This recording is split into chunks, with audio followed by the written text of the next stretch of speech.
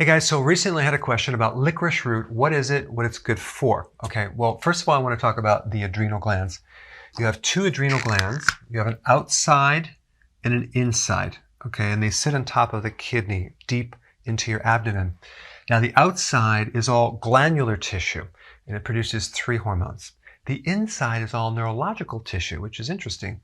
So that produces things like adrenaline, noradrenaline, dopamine, neurotransmitters, which are hormone-like. One of the hormones that's produced by the cortex, which is the outside, which, by the way, the derivation of cortex comes from the word bark because it's like the bark around a tree, will stimulate a hormone called mineralocorticoids, okay?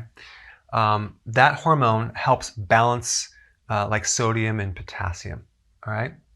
So it actually will increase this hormone and it'll help inhibit high levels of cortisol. And really what it's doing, it's helping balance cortisol, because if someone's in a stress state, they're going to have high cortisol. They're going to develop a condition called cortisol resistance. And that comes from the receptor for cortisol being resistant. And so now the body can't kind of connect. So then the adrenal glands make more and more and more.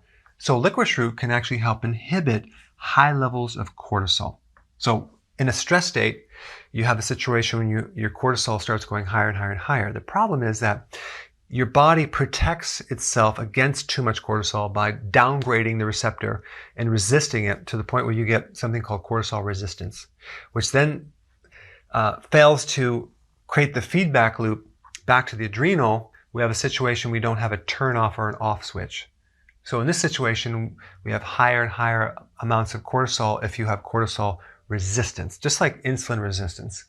So licorice root can help balance this and actually lower it. Also, because cortisol acts as an anti-inflammatory, if you have cortisol resistance, you're going to get inflammation, the opposite effect, because it's not connecting into the cells.